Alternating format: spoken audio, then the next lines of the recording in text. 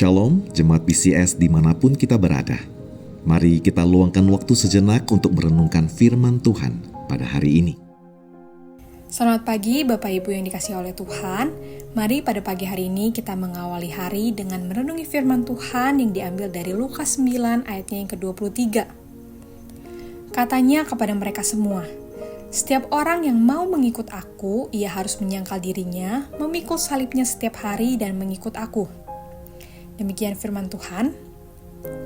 Jemaat yang dikasihi di dalam Kristus, kita masih berada dalam perjalanan menuju Paskah, sebuah perjalanan rohani yang mengajak kita untuk semakin memahami dan mengalami karya keselamatan Kristus dalam hidup kita. Di dalam renungan yang saya bawakan sebelumnya, kita merenungkan bagaimana kita dipanggil untuk hidup bagi Kristus dan bukan untuk diri kita sendiri. Hari ini kita akan melangkah lebih jauh, bagaimana kita bisa setia dalam mengikut Kristus di jalan salibnya. Bapak Ibu, keselamatan kita adalah hasil dari anugerah Allah semata. Tetapi anugerah itu bukan hanya sekedar jaminan hidup kekal. Anugerah itu juga mengubah hidup kita secara nyata. Yesus tidak hanya datang untuk mati bagi kita, tetapi juga untuk menuntun kita dalam kehidupan yang berpusat padanya.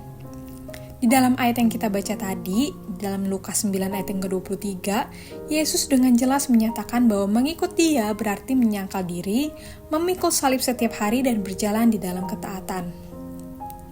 Menyangkal diri bukanlah hal yang mudah Bapak Ibu.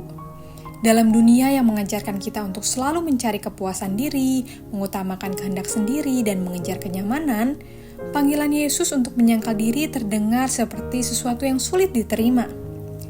Namun, di dalam terang Injil, menyangkal diri bukanlah kehilangan kebebasan Bapak Ibu, melainkan menemukan kebebasan yang sejati. Ketika kita menyerahkan kehendak kita kepada Tuhan, kita tidak hanya kehilangan hidup kita, tapi kita justru menemukan hidup yang sejati di dalam Kristus. Memikul salib setiap hari juga bukan sekedar menghadapi penderitaan hidup Bapak Ibu, tetapi memilih untuk taat kepada Kristus di dalam segala keadaan.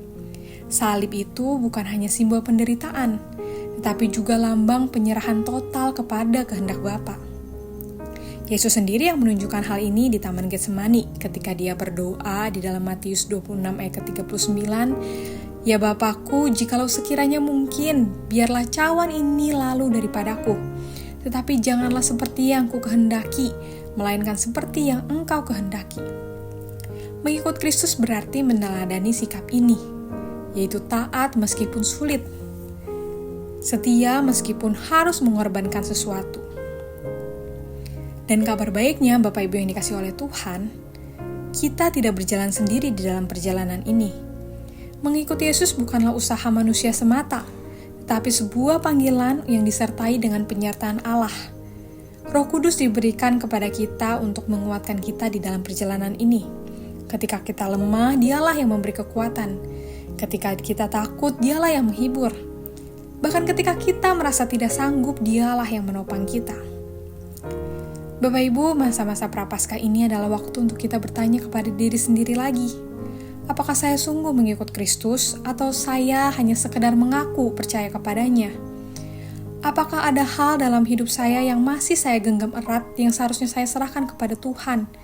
Mengikuti Yesus bukanlah panggilan untuk setengah hati, tetapi berjalan bersama Dia di dalam segala hal, sepenuh hati kita, seluruh hidup kita. Mari Bapak Ibu kita berkomitmen untuk sungguh-sungguh mengikut Kristus, bukan hanya dengan perkataan kita, tetapi dengan hidup yang taat kepadanya.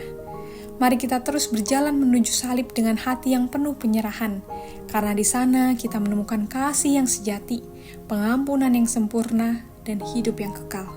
Mari kita berdoa.